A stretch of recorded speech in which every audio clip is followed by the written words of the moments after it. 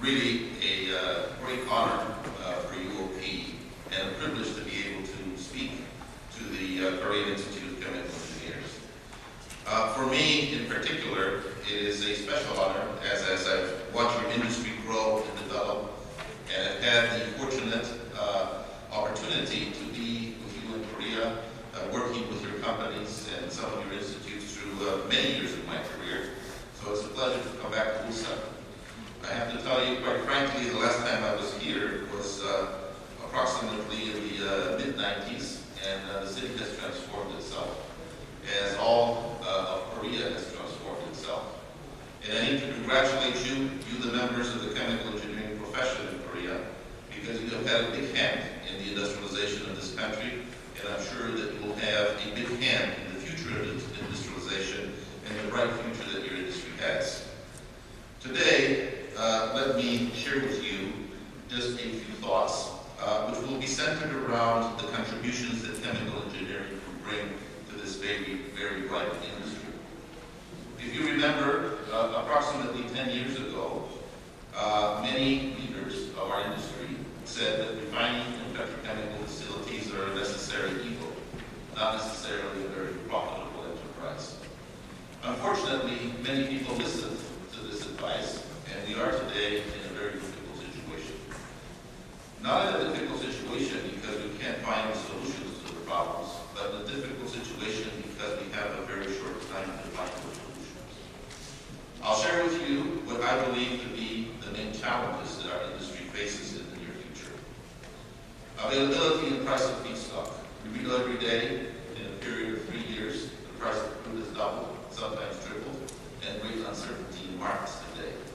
Not only to quality and availability, but also to price. The product slates are changing.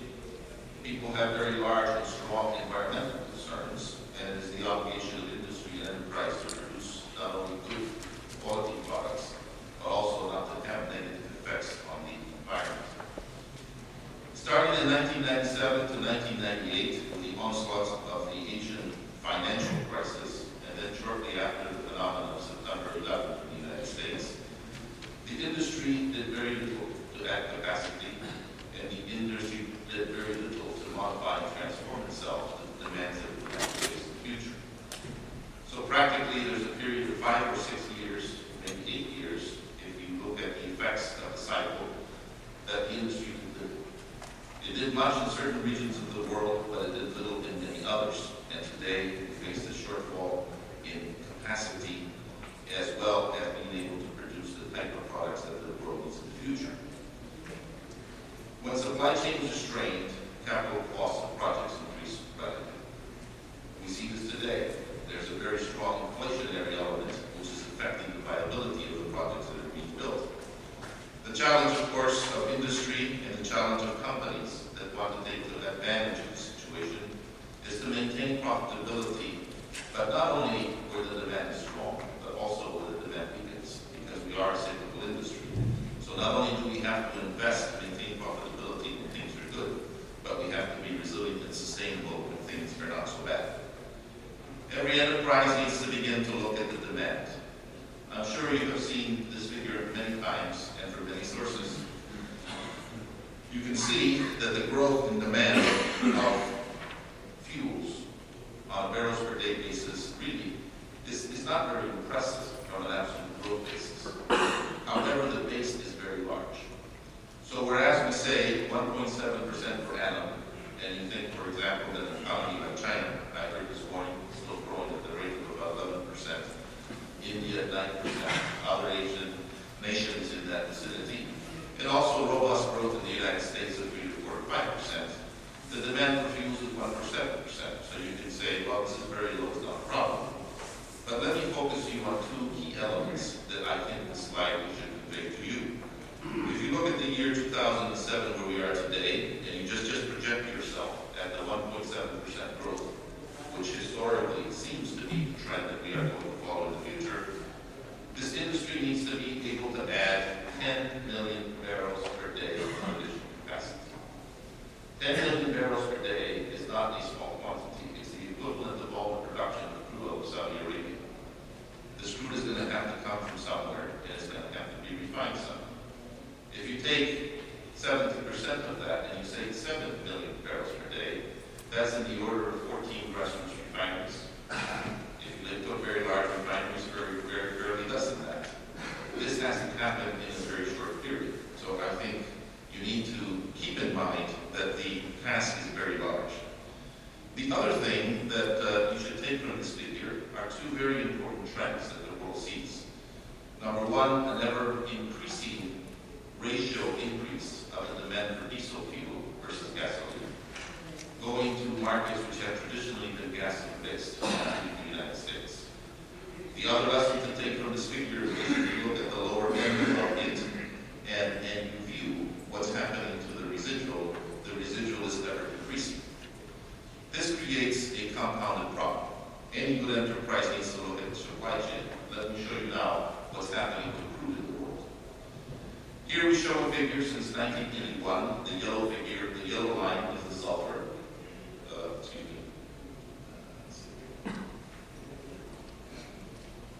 The yellow line is the sulfur curve, and the purple line shows the API gravity. Traditionally, what has happened in the last few years, and will continue to happen, is not only that there is less crude available on the market, it appears, but also the crude that is coming on stream is more contaminated with sulfur, and the gravity becomes increasingly heavier as it gets brought in.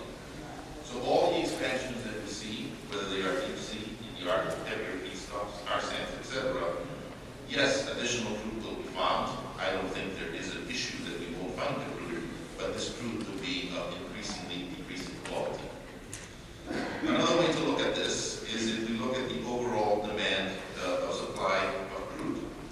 The overall supply of crude, as best projected today, I call your attention to the blue curve.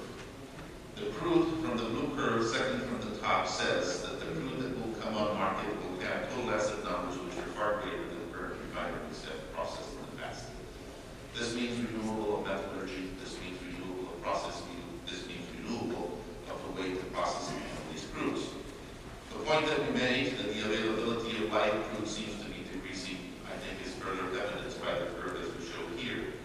The line second from the bottom, which represents the light sweet, as you can see, is decreasing to some degree in magnitude, and an increase in the heavy sour, and certainly an increase in the high acid crudes and the light sour. So the picture basically means more sulfur, lower gravity, less distillates. The answer that industry has to give to this is, of course, additional conversion capacity. I think this curve, or this graph, shows the situation very, very clearly. If you are lucky enough to have copies, your problem is not so bad. You have a crude of 44 gravity, you have a sulfur of 0.4, and you need really marginal refining capability. But if you are not so lucky, and you have to live with the lights of Maya, and you have to live with the lights of arid medium, you can see the tremendous variation in the amount of distillables that get produced from these two crudes versus the other two. So if we are facing a future where crudes get worse, get heavier, and bring more sulfur, the answer that the industry has to bring is to add additional conversion capacity.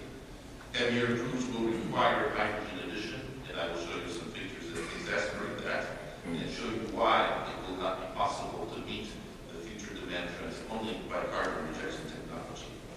All this means is that processing costs will increase and new investments will be required.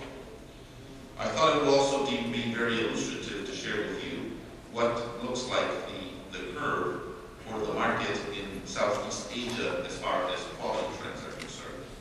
If you look at the two main refined products, meaning gasoline and diesel, on the gasoline side, I've plotted the sulfur, which is the yellow curve, and on top the red curve, which is the benzene content of gasoline. I think these curves are very dramatic, and they reflect the regulations that the world is undergoing, and certainly what is happening in Asia. On the right side, we see the diesel curve, and the dramatic shifts which are required in diesel are no less. Lower sulfur on both counts, and ever-increasing amount of low sulfur diesel in the crude. All this to come from crudes which are not necessarily favorable to produce these crudes, which again means additional investment. If you have to convert heavier, and if you have heavier crudes, and if the products that the refineries need to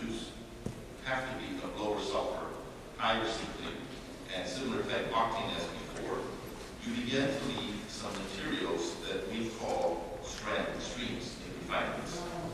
Whereas these stranded streams have traditionally found themselves in fuels, such as light cycle oil produced from FCC units, light ends produced from various refining processes, and benzene.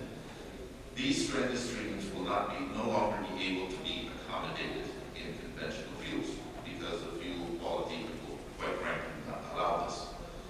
Some people can view this as a problem. I particularly view this as an opportunity because now these streams can begin to be accommodated to produce higher-end chemicals or petrochemicals, or investments in technology will make them available to be converted to more desirable products that need to go into fuels.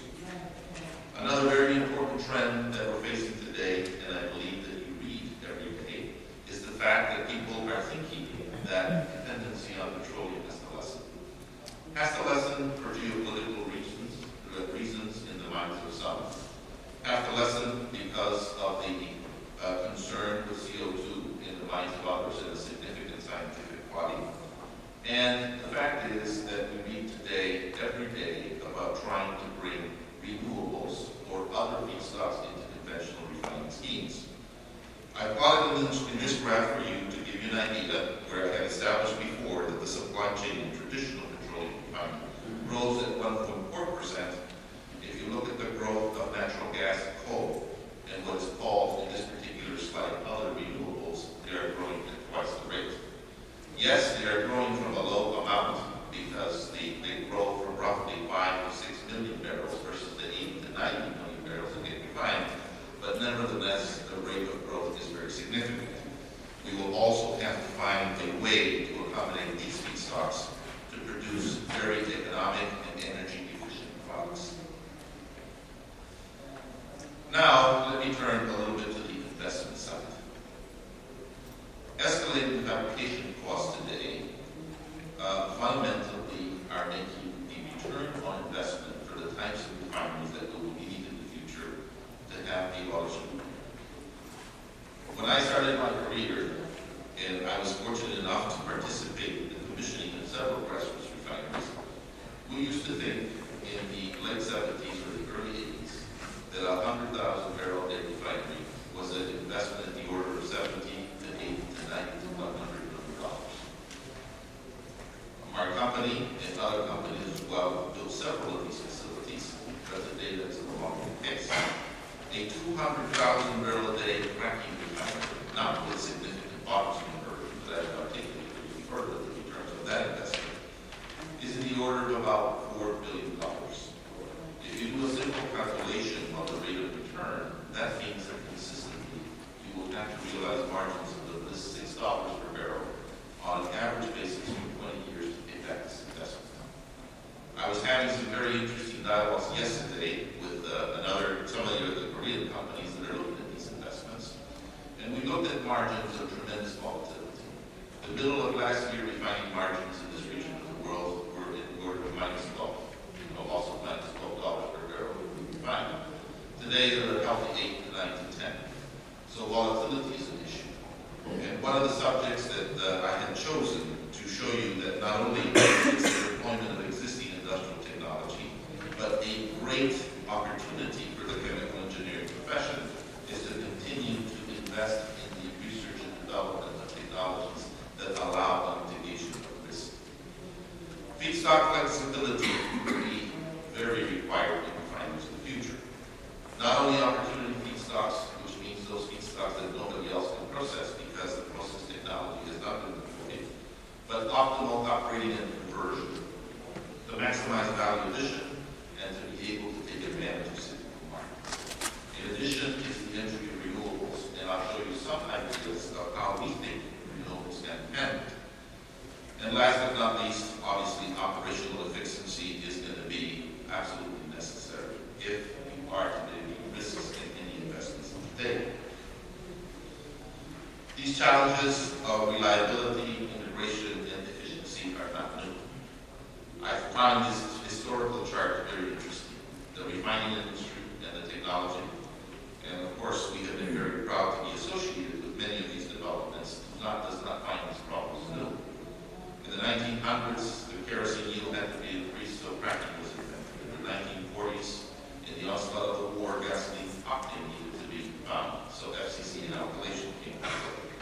In the 1950s, heavy oils in the Arabian Peninsula began to discover hydrocracking and coking became drugs. In the 1970s, lead phased out, which led to the invention and deployment of the CCR platform process. In the 1980s, the first concern for clean fuels, which brought ethers into gasoline. Today, we're talking about ethanol, solid biodiesel, and other elements which are formed or predominant of the hydrocarbon base. And in the 1990s, larger concern about the environment. I truly believe that economic progress and the narrowing of the educational gap around the world will make citizens demand fuels which are of cleaner quality and lower emissions. And this will require technological advances to make these investments profitable. Not only it's very lucrative to look at, but if you take a look at a barrel-oriented crude in the 1900s, would yield roughly about 24% gasoline. The same barrel-oriented crude today in 1990 yields approximately 75% or 74% gasoline in a high-efficiency refinery. So through a period of about 90 years, you can make your rule of thumb. We have actually extracted out of the same hydrocarbon base roughly about 3 to 4 times the amount of distillates that we need. The good news is that even though these technological advancements extract a lot of available barrel of crude, there's still much to be had.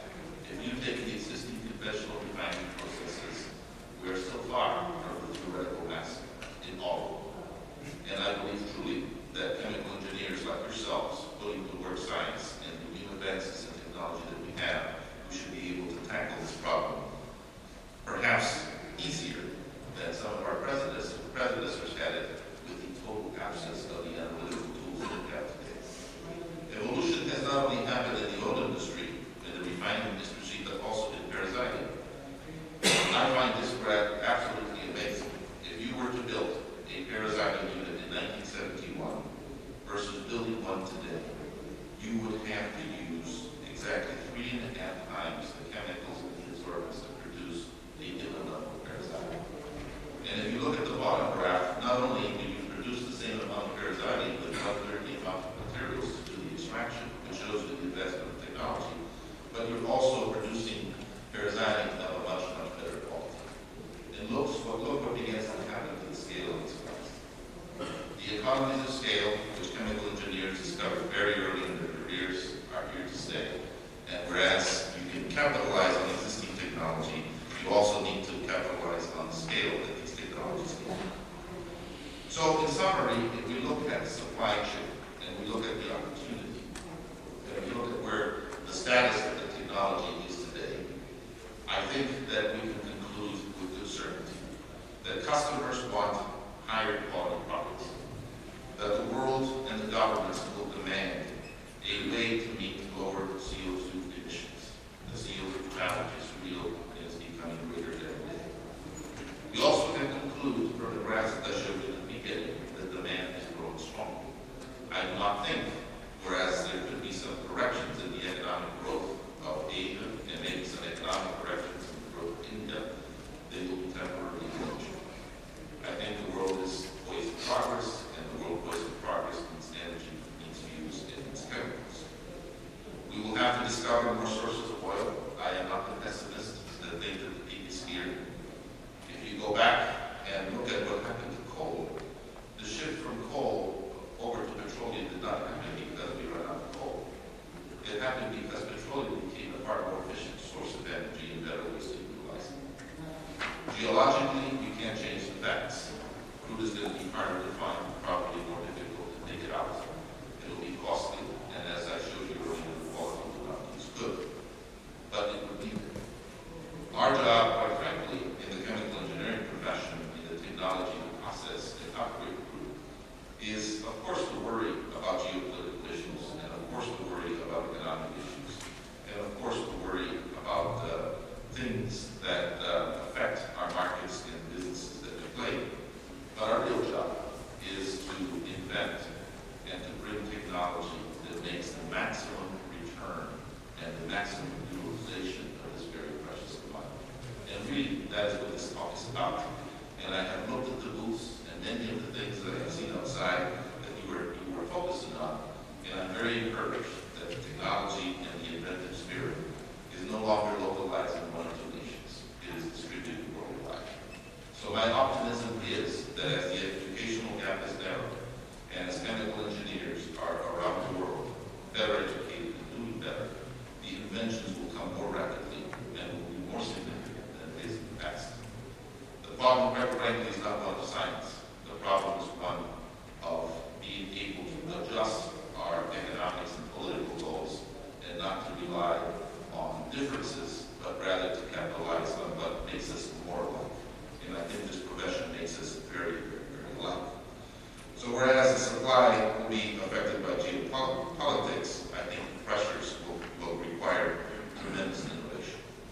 So the question that you ask, and you need to ask yourself as a professional organization, is, how can chemical engineers respond? I think this challenge calls certainly for new technical and for sure business models and new solutions. New technologies will be created using chemical engineering core skills, better catalysis. Today, if you would visit our laboratories, you can see that we have equipment that can look at a single atom of platinum migrating across that catalytic surface. We did not have these tools before. Not only do we know better things, but we can see things that we never have had. Better reaction engineering will continue to be a challenge. When we talk about TAN groups or high acid number groups and heavier groups, the optimal configuration of metallurgies of reactions and better reaction engineering has a long way to go. Separation and unit operations, the core skill of most chemical engineers. We are now looking at membranes. We are now looking at absorbents. We are now looking at combinations and hybrids of absorbents and membranes, and extractive distillation and combinations thereof. So many, many more things to be had there. Core chemical engineers are now enhanced by many approaches. We adopted in our own company combinatorial chemistry to look at the ways to characterize the catalysis better. Our efficiencies increased by an order of 1,000%. Rapid scanning reactors and experimental facilities that allow us to obtain the data at the time. And not only obtain that data at our own facilities, but anywhere around the world with the enhancement of communications, I think speaks very well for the capability of our profession to do better. I was most impressed in one of your booths outside talks exactly about the computational fluid dynamics. The simulation that we can do today in reactors, fractionators, and all the associated equipment could not have been dreamed before. So I believe it will be our job, and I think we have a lot to do. Now, let me share with you a few of these solutions, the way that we view it, and that I personally have described where some of our efforts would be. I do not think that standalone refining facilities are a very good way to look at things. If you start from the principle that you have to take the maximum utilization and maximum value added that comes from petroleum, integrated refining and petrochemicals, and to some extent renewables and alternate feedstocks, I think are a way to better think about things. Optimizing integration of all the hydrocarbon processes, including the generation of energy, using the audit of the barrel for the generation of energy. Production of hydrogen to be reprocessed and reinjected into hydrogen-efficient groups. And of course, the maximum preservation of one of the most precious commodities that we have on water. Having feedstock flexibility to capitalize on low cost and available crudes is a thing of the future. Let me show you an economic curve that shows this very, very well. I drew this slide roughly about 4 or 5 months ago when crude was about $50 a barrel, but it doesn't matter. The principle is the same. If you look at the price per ton for crude, and you look at the return that you get from fuels, you certainly do not want to build a refinery that destroys that. So the argument that I made to you about the ever-increasing lower demand for fuel is very exemplified by the economics. You have to maximize the rate of the amount of distillables that you use as fuels. Now look what happens if you take one further step and look at the integration of the petrochemicals. If you focus on the benzene, the paraxylene, the orthoxylene, the propylene, the ethylene, polypropylene, and the styrene, you will basically increase your return by a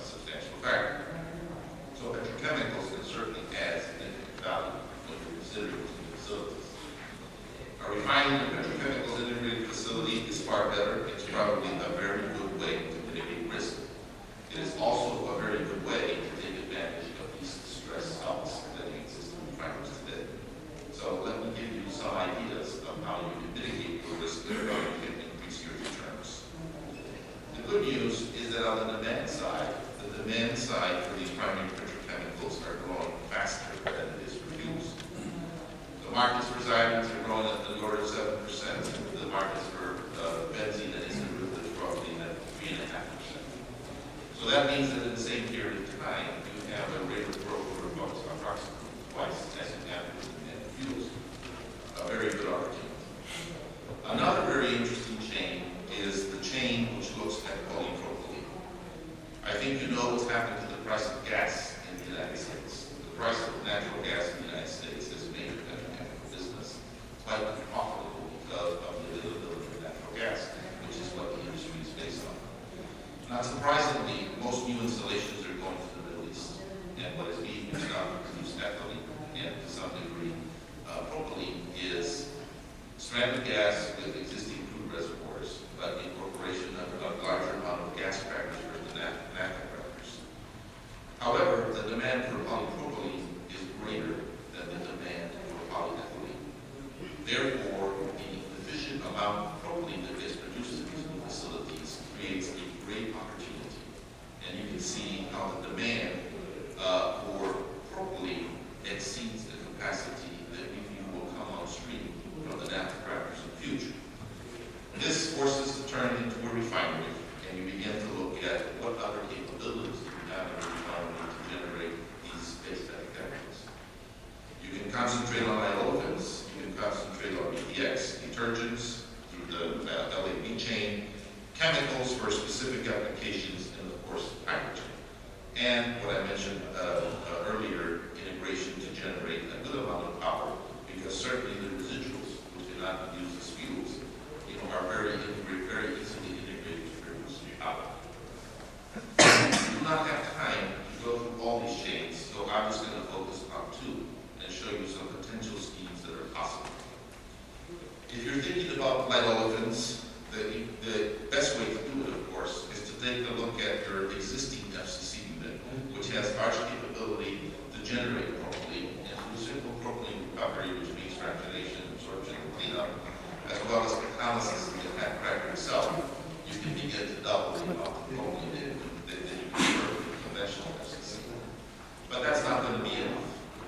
One of the standard streams that exists in the refinery is the light ends of an FCC gasoline that can no longer be put in final gasoline because of the benzene restrictions as well as low octane qualities and vapor pressure restrictions. We have taken a look at one very efficient way to do this, and in cooperation with our partner, Cabrera, we have come up with a process which we call olefin cracking. What the olefin cracking does, it basically takes the front end of an FCC gasoline, converts it to propylene and ethylene in greater amounts, therefore solves two problems. Allows you to capitalize on the ever-increased demand for propylene, and allows you to utilize a stream that is no longer desirable to put as a fuel in the existing refinery. So a good way to further capitalize. Now take a look at what happens at a conventional FCC unit. I showed you the slide at the very beginning that in the 1940s FCC was designed to make gasoline and to make high-octane gasoline as the demand for the war. In the 1950s, 60s, and 70s, the FCC unit basically became a large distributor of bonded materials and a large producer of gasoline. In the 2000s, it appears to us that the FCC is redesigning itself to be the major producer of light olefins. And you can see from the patterns of yields that I've shown you here, whereas in the conventional FCC, you're producing about 53% naphtha. In the modern day-to-day FCC, looked at to produce petrochemicals, you're producing approximately 18% aromatics and 22% propylene. So a good way to mitigate risk and a good way to enable a shift into the petrochemical side. One of the stranded streams that still needs to be looked at is light cycle oil. As you know, diesel does not like aromatics. Diesel likes parabens and isoparabens and likes ICT materials. It doesn't like high sulfur. Light cycle oil, a residual cracking material from an FCC unit, has all the undesirable qualities. One way to further enhance cracking light cycle oil and capitalizing on one of these petrochemical chains. Our particular view is that light cycle oil is ideally suited to convert to xylenes, and there is such a process which we term LCX, which we think can add in the order of about 70 cents per barrel per additional crude process. Let me begin to show you what we think a refinery of the future will look like more than a refinery of today. Two notable things. We need to think seriously about the availability of natural gas and the processing of natural gas. And we also need to think very seriously about what to do with residuals. And of course, power and generation of electricity is probably a very, very, very good way to do it. And the integration that I talked about before in the areas like capitalizing on primary building chemicals so you get maximum utilization per product done. So you need to begin to think about these enterprises not only to manufacture transportation fuels, but also to integrate to generate the energy that we need and the primary chemicals that we need. Basically what this does is make true the statement that I said today, is that chemical engineers, whereas we're worried about the other external factors of our profession, our real profession needs to worry to a great degree about making the maximum utilization of the existing resources that we have. Unfortunately, the technology is not at an ideal stage for everything. The technology is still challenging. Let me share with you what I call internally to motivate our R&D departments the last frontiers. I have spent my career in the oil industry, and many people told me many times that it's over. I have to tell you, it's not over. In fact, it's the very beginning. And there are two very important last frontiers. At the top of the barrel, the conversion of methane to syngas, and then to syngas to the GTL, or to syngas to any other chemical activity. Whereas it is established in a good chemical route, it is still a very expensive route. So anything that can be done to directly activate methane, to enable the direct conversion of methane, I think is one of the very important frontiers. And we are spending a lot of effort on C1 chemistry because there is a lot of stranded gas, and there's a lot of gas that can be monetized, and if it can be activated effectively with a more cost-effective route other than syngas, I think we would have something very good. Whereas there's many processes, including several of the bottoms of the barrel that have been published, sold, and operated.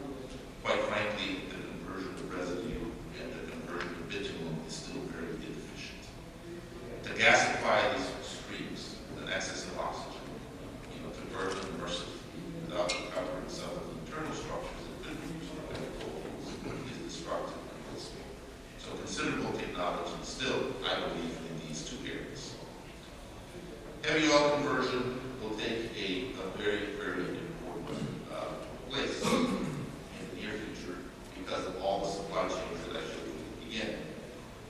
If you are considering investing here, I've just summarized a few of the market factors, a few of the economic incentives, and certainly some of the environmental concerns.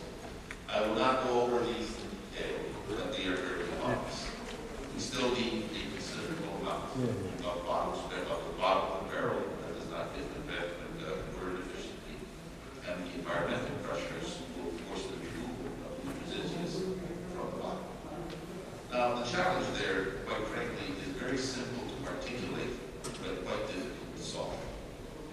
The reality is that the ratio of hydrogen to carbon in the feed versus the ratio of hydrogen to carbon that we look at in the products is not wrong. So the job of chemists and chemical engineers and physicists is to change this ratio to the desired point.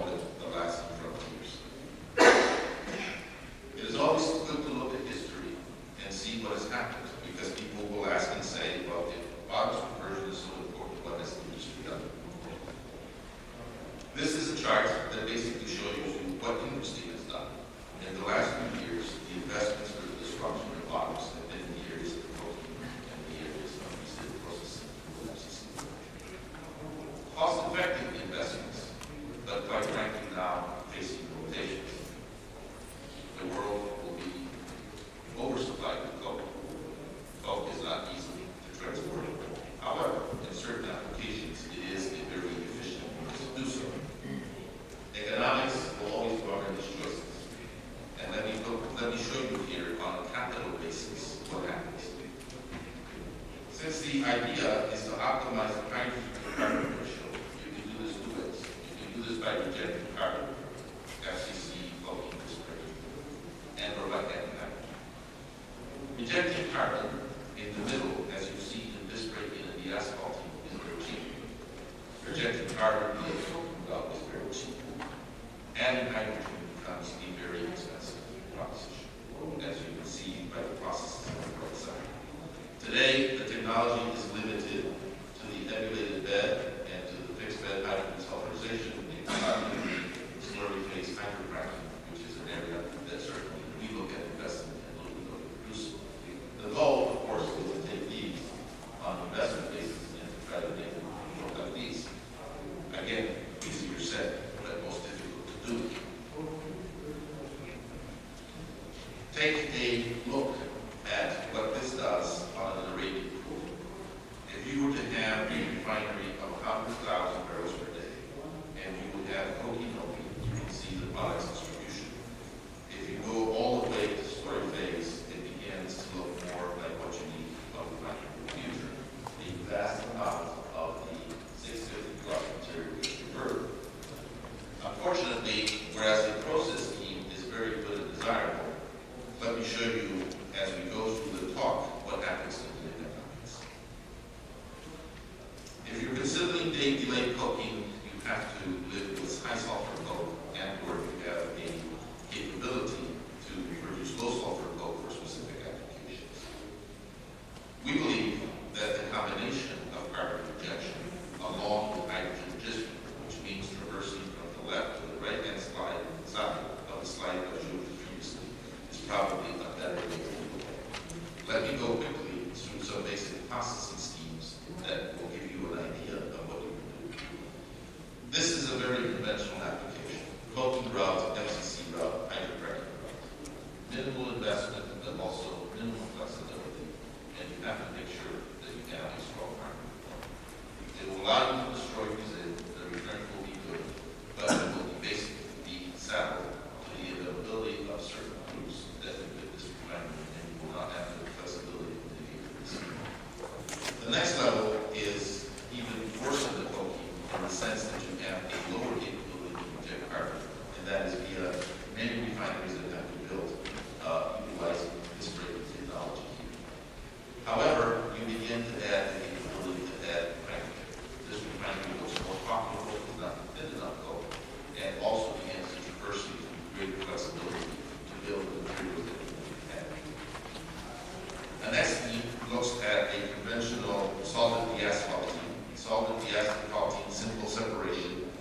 Again, carbon rejection in combination with hydrogen addition. You begin to lessen your dependency on certain crudes because you can maximize more distillates through the extraction route rather than the carbon rejection route, and you're not necessarily married into a coking type of method. As you progress the chain and you progress through complexity, here is the ultimate integration of the carbon rejection routes and the hydrogen addition routes. FCC unit, a modern FCC unit to reject carbon, a hydrocracking unit to maximize the level of distillates, which is where we saw the trend of products coming, and a resid hydrocracker to give you, again, auto and additional fundamental conversion. An ideal refinery, except it only has one problem. It costs a lot of money. And let me show you, when we were talking about $6 returns, for 20 and 15 years on a margin basis, let me show you what the economics of these curves look like. The investment cost goes from the right to the left. And the weight fraction of conversion, again, is in the coordinate of the graph. A simple hydrosteaming refinery, of course, has very little low weight conversion.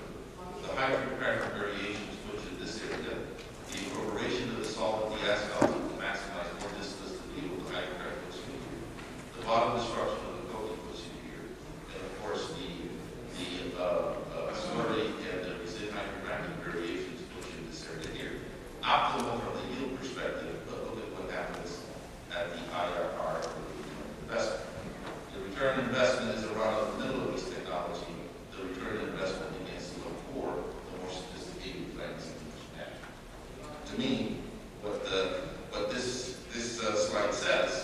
it says two things. Number one, you have the right ideas. Number two, rearranging molecules is a pretty expensive business. And when you begin to rearrange these molecules with water on the side, it becomes very expensive to be almost prohibitive. That's the bad news.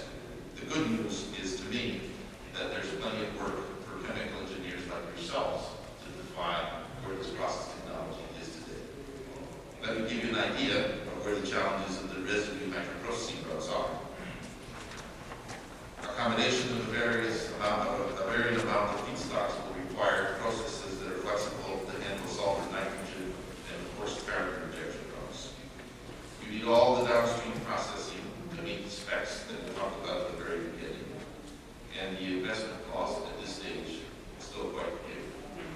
So in my view, this other frontier, just like the frontier on activating methane, which means destruction of residuals and the heavy oil materials, needs a new reactor and or a balanced breakthrough to become more economically attractive.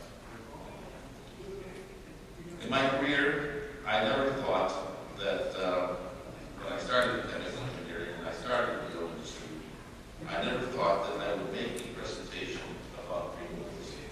Quite frankly, ethanol was the thing that I learned very early as a student that was better had in wine or soju or scotch, but not necessarily burned with gasoline.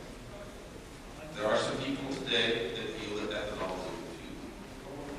I'm not sure I agree with that view.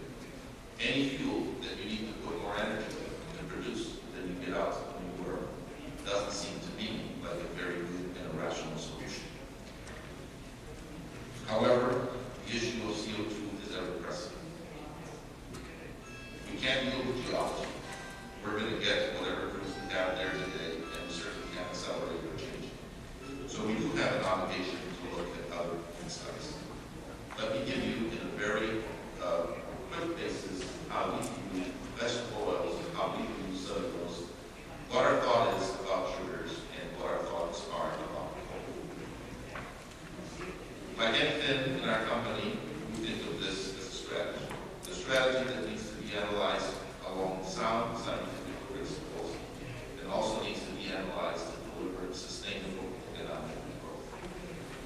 We do not like to depend on subsidies. We do not like to depend on government intervention to force choices of technology. We believe that the market and the private sector are the people who are best positioned to do that. Today, there's a lot of concentration on few additives and blends. We talked about ethanol, either from sugar or grain or starch.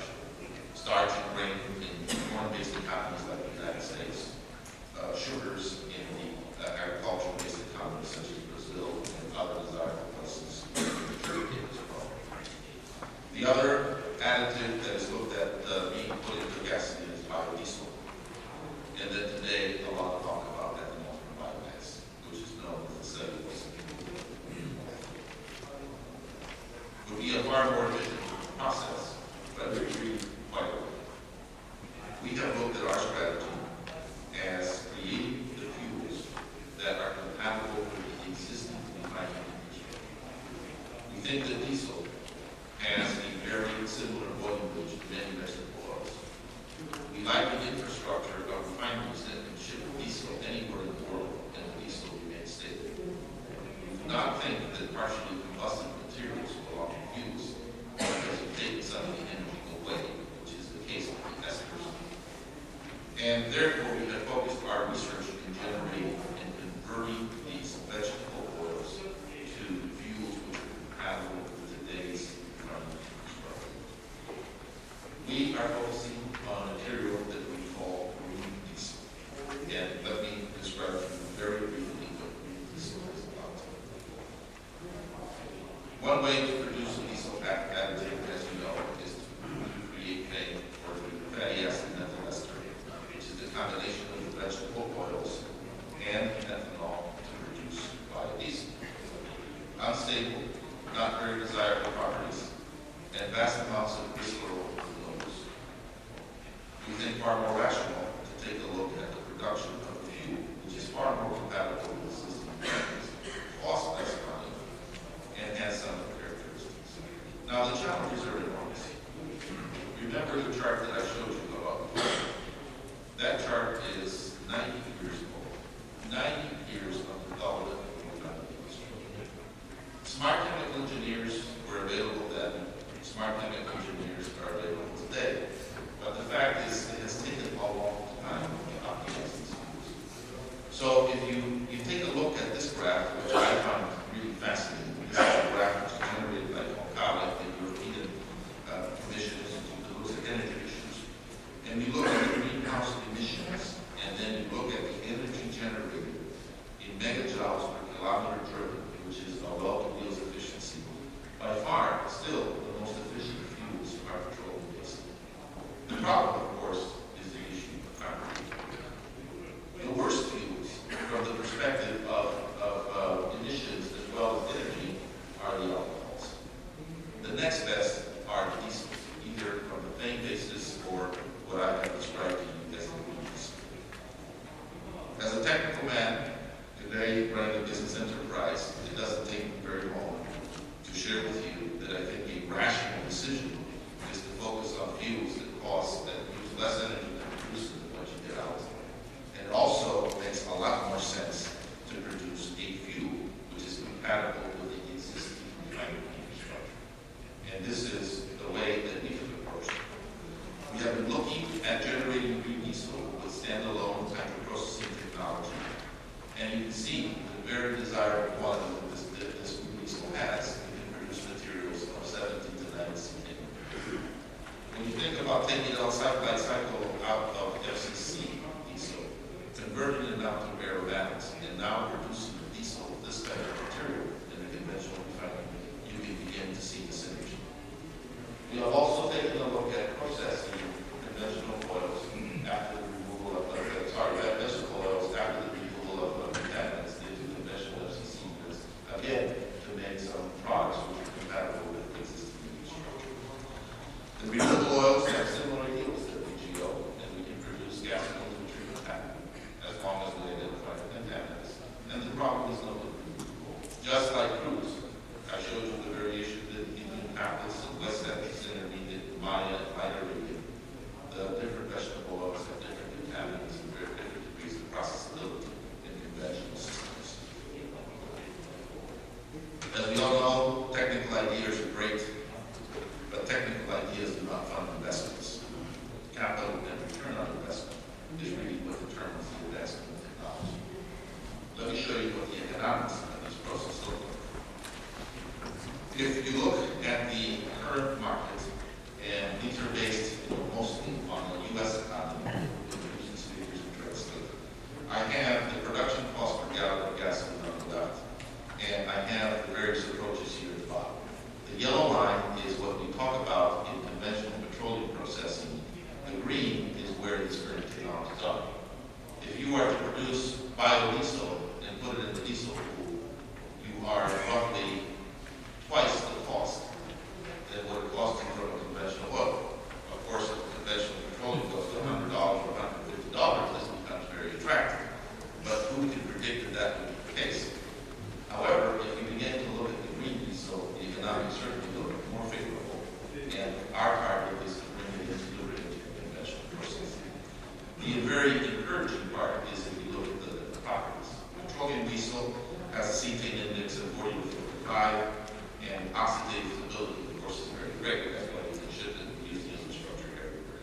The biodiesel as currently defined has an increase of NOx, which is contrary to the environmental scheme that you want to follow. The cetane index, although better, is not as good, and the oxidative stability is quite poor. And this is why we can focus on a product that not only reduces the NOx, but has the optimal characteristics, and it is excellent for long-term storage. That's our view. Now, the moral dilemma of all these is, remember, with the geology of petroleum and the processing of oils and petroleum feedstocks, you do not need.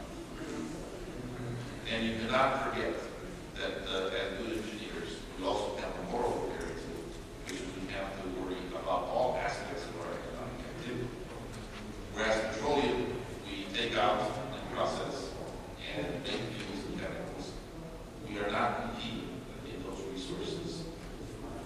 In the case of the bio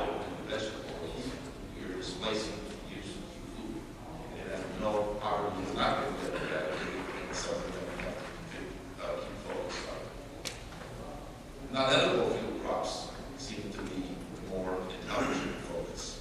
We are looking at cellulosic biomass and waste, and we are looking at some very, very interesting plants, such as Cabrera, which is a non-edible plant that produces roughly 40% on a yield basis of crude oil that again can be converted into the new diesel type technology that we have. This is our focus. If we could go and look at the long term and look at cellulosic waste that is not competing, or we look at vegetable plants that can generate these stocks on a non-competing basis, then we think we have a better solution. In the long term, cellulosic waste has great potential. I've just illustrated here for you a couple of ways to look at this. It also goes through the syngas route. Both the biomass to liquids as well as the coal to liquids. It still depends on this very expensive syngas route. It makes them all look the same, and certainly we're now for the processing material we want to do it, but this economics are very, very high. If they're very high for petroleum, they're going to be very high for coal, they're going to be very high for all these others. So the last frontier also comes into this slide and says, if we can find a way to replace and obviate this step by the direct activation of these light materials, then I think we have a true revolution. On the other hand, one of the advantages of coal is that it's very plentiful and it's very cheap. But it's also very, very, and very expensive to process and very localized. Gasification is the route, and gasification probably is a good route to think about it. And coal in certain economies is the price of oil. And not many people change, I think will return. When I started my career in 1973, there was a war going on. There was a Republican president. There was a Congress that was not in favor of the policies of the president. And there was an oil embargo where the price of oil was high. 34 years later, it almost seems like things are just starting to fall over. We're focusing on coal, we're focusing on gas, we're focusing on lessening our dependency and some of the same geopolitical pressures. So for those of you young chemical engineers, I can tell you that not all has been invented, not all has been developed, not all has been done. There's plenty to do, and the oil and petrochemical industry offers you a very, very exciting path forward. Let me share with you a little bit of the economics of the coal. If you just take a simple process, you're back at this end, which is very economic. But if you begin to worry about CO2, then there are some very interesting schemes that you can look at on an integrated gas turbine cycle versus the direct production of fertilized coal. So my view here is I've also seen in my career that the scientific branches continue to merge together. Whereas before you had chemists working on their own and physicists working on their own, the distinction between chemistry and physics becomes less noticeable. The distinction between chemical engineering disciplines and mechanical engineering disciplines become less noticeable. The distinction between what electrical engineering people can contribute, mechanics and chemical engineers working together, become together. And I think this is the area where we'll see tremendous advancements in technology. The gasification of coal is not only a chemical processing step, but has to do a great deal with optimizing the electrical generation side, and also a great deal with optimizing the materials of selection and the gasifiers. So again, a confluence of professions, a confluence of scientific might to be able to invent a lot that still needs to be invented to make the economics more attractive in the areas that don't quite have the process technology that we need. I think I'm going to finish right on time, and let me leave you with a few thoughts. We have challenges, but we've always had challenges. We had challenges in the 20s, like I showed you. We had challenges in the 90s, and the 70s, and the 60s. And this profession was able to take a barrel of crude that comes out today and increase its yield by a factor of 4. This profession not only now takes the yield to a factor of 3 or 4 per barrel of crude that comes out versus transportation crude, but the crudes that come out are worse than more than that. integrating petrochemical with refining, as I showed you, the economics can allow you to do risk. I'm not recommending this for everybody. What I am saying is, think about it. It's a lot more precious to use a commodity to convert it to something that has a far more useful life than just burn as soon as you use it to generate energy. So optimization of the cycle, I think, is very important. For those of you with the petrochemical and petroleum enterprises, this is probably a good way to remove risk. Renewable fuels are probably here to stay because they're the best answer that we have today to the question of CO2. The recycle of CO2